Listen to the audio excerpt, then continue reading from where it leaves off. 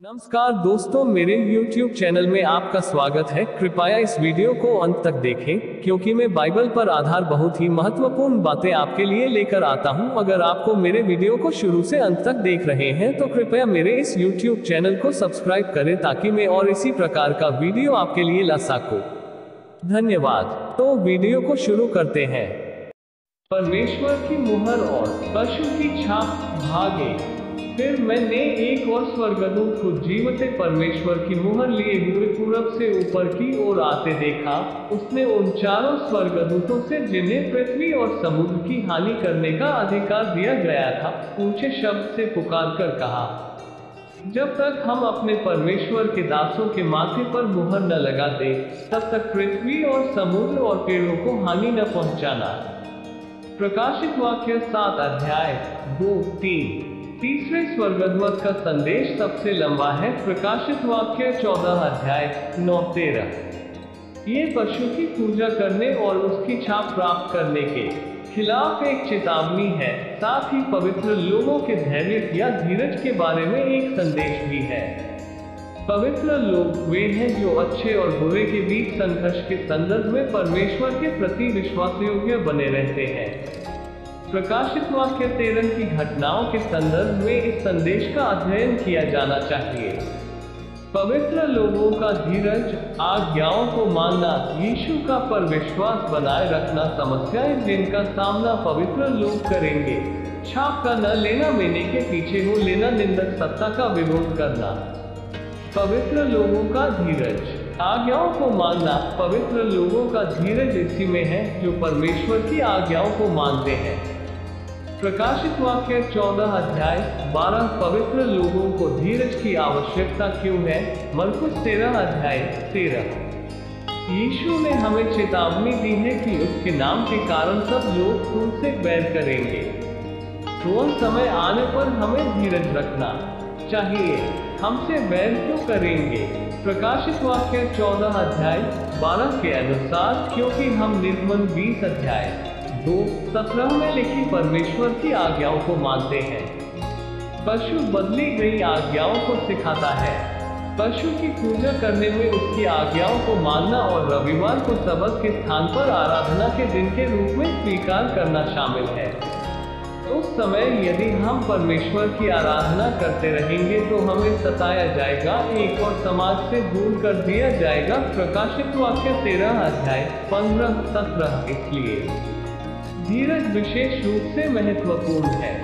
यीशु का पर विश्वास बनाए रखना इस यूनानी पवित्र लोगों का धीरज इसी में है जो यीशु पर विश्वास रखते हैं। प्रकाशित वाक्य 14 अध्याय 12। अभिव्यक्ति का अनुवाद यीशु में विश्वास और यीशु का विश्वास दोनों के रूप में किया जा सकता है। यीशु में विश्वास करने में उसके अनुग्रह और क्षमा को स्वीकार करना और उसके द्वारा परिवर्तित होना शामिल है। यीशु का विश्वास बनाए रखने का अर्थ है अपने विश्वास को वैसे जीना जैसे उसने जिया। यीशु का विश्वास क्या था? यीशु ने पृथ्वी पर अपने समय के दौरान अपने विशेष कार्य पर अपना ध्यान केंद्रित रखा। लूका 2 अध्याय 49।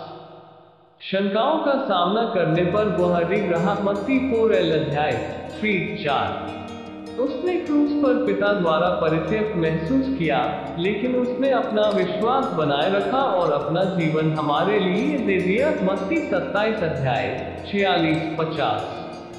अब तैयारी करने का समय है ताकि हम यीशु का विश्वास बनाए रख सकें और उस पर विश्वास रख सकें। समस्याएं जिनका सामना पवित्र लोग करेंगे। अजगर, शैतान पशु को अपनी सामर्थ्य देता है। प्रकाशित वाक्य 13 अध्याय 2। छाप का न लेना, वे तुम्हें आराधनालयों में से निकाल देंगे, वरन वह समय आता है कि जो कोई तुम्हें मार डालेगा वह समझेगा कि मैं परमेश्वर की सेवा करता हूँ। यूहन्ना 16 अध्याय 2। पशु के कारण पूरी पृथ्वी अजगर की पूजा करती है। प्रकाशित वाक्य 13 अध्याय 4। एक दूसरा पशु, झूठा भविष्यद्वक्ता, पशु की शक्ति को लागू करता है और सभी को उसकी पूजा करने के लिए प्रेरित करता है। प्रकाशित वाक्य 13 अध्याय 12। तब हर कोई विश्वास करता है कि वे मूर्ति, झूठे भविष्यद्वक्ता या पशु की पूजा करके परमेश्वर की आराधना कर रहे हैं। हालांकि वे वास्तव में उस शक्ति के स्रोत की पूजा कर रहे हैं, शैतान की। पशु अपनी छाप लगाएगा और रविवार को सभी को पूजा करने के लिए मजबूर करेगा। फिर आर्थिक उपाय किए जाएंगे और अंत में मौत का फरमान जारी किया जाएगा। प्रकाशित वाक्य 13 अध्याय 1:5-17। परमेश्वर अपने विश्वास योग्य बच्चों की रक्षा करेगा। इसके अलावा यह एक मूर्ति बनाता है जिसकी पूजा की। प्रकाशित वाक्य 13 अध्याय 14। मेने के पीछे हो लेना, ये वे हैं कि जहाँ कहीं मेना जाता है वे उसके पीछे हो लेते हैं। प्रकाशित वाक्य 14 अध्याय 4। जो अंतिम संघर्ष के दौरान वफादार रहेंगे वे मेने के पीछे हो लेते हैं। प्रकाशित वाक्य 14 अध्याय 4। हालांकि जिनके नाम मेमने की जीवन की पुस्तक में नहीं लिखे गए हैं। प्रकाशित वाक्य 13 अध्याय 8 में पशु का अनुसरण करते हैं। वो पशु कौन है या क्या है? यीशु को सताने के लिए शैतान ने रोमन साम्राज्य का इस्तेमाल किया। प्रकाशित वाक्य 12 अध्याय 3 को। फिर उस पशु को अपनी सामर्थ्य और अपना सिंहासन और बड़ा अधिकार दे दिया। प्रकाशित वाक्य 13 अध्याय 2।